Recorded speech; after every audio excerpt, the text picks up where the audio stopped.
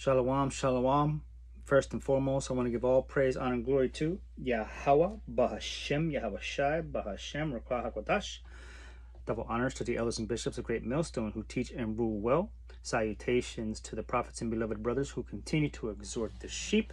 The title of this epistle is going to be entitled Right on Time. Right on Time. As we see things unfold before our eyes according to the scriptures that was written aforetime for our understanding, as we measure out the time diligently in itself, we can see a lot of things rapidly coming into fruition and in real time. And as it's our solemn duty to continue to report unto the sheep and edify the body, those who have a sincere passion for serving the Most High Yahweh first and foremost, and loving thy brother as thyself, this is our reasonable sacrifice. So what we see happening overseas and the kindling here, which could ultimately lead to retaliatory attacks and escalations here in the West because of the loss of a major religious figure in Iran. We're going to jump and grab some precepts to bring forth some edification in this area as we can see things line up on the prophetic timeline. So Isaiah 46 and verse 10, Isaiah 46 and 9 and 10, we'll read that. It says, "Remember the former things of old, for I am Yahweh power and there is none else. For I am your power and there is none like me, declaring the end from the very beginning and from ancient times, the things that are not yet done, saying, my counsel shall stand and I will do all my pleasure." In the CEV version, that same verse, Isaiah 46 reads, "From the very beginning, telling you what the very end will be, all along letting you in on what is going to happen, assuring you I'm in this for the long haul. I'll do exactly what I set out to do." So the Most High is not going to take a day off from fulfilling prophetic things that must come to pass, right? This is not going to slow down or anything. It's going to escalate, and we're going to be in the times of Jacob trouble, and we're going to need all the help from our power that we can get. So we put forth good works and edification to bear those good fruits that is required for the body to have. Isaiah 42 and 9, I'll just snatch that one up real quick. Isaiah 42 and 9, it says, "Behold, the former things are come to pass, and new things do I declare before they spring up. I tell you of them." How is he declaring these things aforetime? How is he declaring these things, right? Well, it is written, and it is given unto the prophets, his servants, to declare them unto you.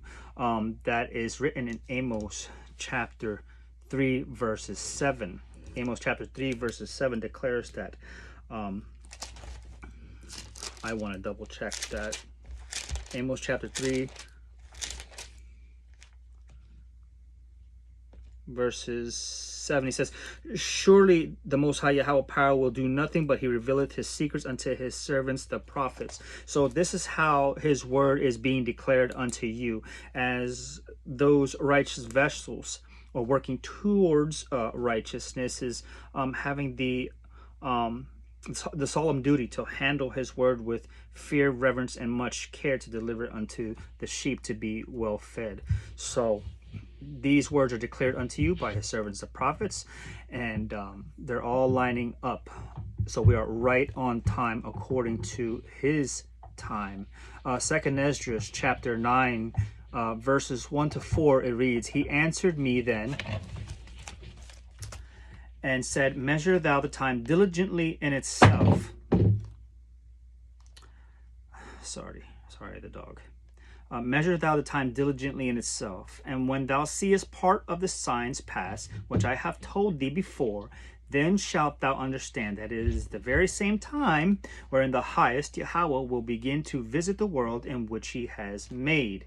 Therefore, when there shall be seen earthquakes and uproars of the people in the world, then shalt thou well understand that the Most High spake on those things from the days that were before thee, even from the very beginning. There has been reports and video footage of Iranians bombarding an U.S. embassy. I've seen some footage of them tossing rocks and driving a looks like a dump truck of some sorts, whatever.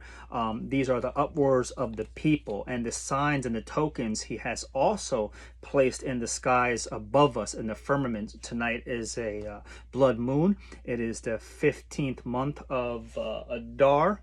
Also the Sabbath, the 15th month, and it's also Purim. So there's a lot of prophetic things taking place, and we have to be, diligent and alert, so that way we can keep the sheep properly fed. So with much wisdom, it's a lot less fear, involved in that. So this could lead to retaliatory attacks here in the West as well, because it was said that there was some sleeper cells, and when the borders were left open, a lot of military-aged men without women and children entered into the country, so on and so forth, because of this administration. And we'll see how it all plays out according to his timing, right on time. We're going to jump and grab Jeremiah 50. We're going to jump and grab Jeremiah 50. Right, Jeremiah 50. Jeremiah 50 and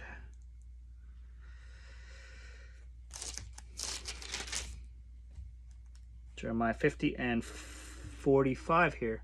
Jeremiah 50 and 45, it reads, "Therefore hear ye the counsel of Yahweh, that he hath taken against Babylon, and his purposes that he hath purposed against the land of the Chaldeans. Surely the least of the flock shall draw them out." We're looking at the nation state of Israel, who has took it upon themselves to stir up some debris, some war over there, which ultimately had the U.S. military and the government here come to their aid and reinforce them in their battle against the siege against Israel. So they are the least of the flock that drew out the whore Babylon. Surely he shall make their habitation desolate with them. So we see how this is escalating and all lining up prophetically, right? Prophetically. So it is the Most High ultimately who is causing all these things to fall into place for the redemption of his people in Zion, to set up the kingdom to come. We're next going to go into Ezekiel chapter 29. Ezekiel chapter 29. Ezekiel chapter 29, starting at verse 2, reading down to 7. It says, "Son of man, set thy face against Pharaoh, king of Egypt, and prophesy against him." So this day and time, we're living in modern day spiritual Babylon and Egypt, right? So these prophecies that happened aforetime back in the ancient times, they're twofold. They can be applied. Some of them can be applied to this current time now. So, son of man, set thy face against Pharaoh, king of Egypt, and prophesy against him and against all Egypt. Speak and say, Thus saith Yahweh power, Behold, I am against thee, Pharaoh, king of Egypt, the great dragon that we read about in Revelation chapter 12, right? The great dragon that lieth in the midst of his waters, which have said, My river is mine, and I have made it for myself. Very proud, very pompous, feels established, things made with his own hands, right? But I will put hooks in thy jaws, and I will cause the fish of thy rivers to stick unto thy scales, and I will bring thee up out of the midst of thy rivers, and all of the fish of thy rivers shall stick unto the scales. So this this fish that's being hooked onto, that's being drawn out, by the least of the flock, right? Ultimately, the Most High. Now, all these little fish are sticking to the big fish. These little fish can represent the military might and all the sex and all the reinforcements for the ultimate armies to be led over to the valley of Jehoshaphat, ultimately. So, and I will, verse 5 of Ezekiel chapter 29, and I will leave thee thrown into the wilderness, confusion, thee and all the fish of thy rivers. Thou shalt fall upon the open fields. Thou shalt not be brought together, nor gathered. That doesn't sound like victory. It doesn't sound like victory at all. I have given thee for meat to the beast and of the field and to the fowls of the heaven. So as this big fish is ultimately being pulled out with a hook in its mouth, it's now going to be devoured because it has fell into a trap. The big fish and all its little fish that got caught in its scales, right? And all of the inhabitants of Egypt shall know that I am Yahweh, because they have seen a staff of reed to the house of Israel. They will know ultimately that these judgments are because the oppression, and ultimately all the oppression they had unto the house of Israel, the 12 tribes of Israel. That staff of reed, it's like a staff of balance that held a very tight, fine balance over it, never to be prosperous, if you will, if that makes sense. When they took hold of thee by the hand and didst break and rend all their shoulder, so there was no support as we held on trying to get more than just crumbs off the master's table. Ultimately our arms were broken off. No, you can't have that. You got redlined. No, you can't make more than the average. You know what I'm saying? You're just base. You're at the bottom. And when they took hold of thee by the hand, they did break and rend all their shoulder. And when they leaned upon thee, thou breakest and made all their loins to be a stand. So there was no support system here. Your welfare. You're barely getting by. You're scrounging for the crumbs. We'll stop there. Next verse, we'll grab Joel 3 and 2.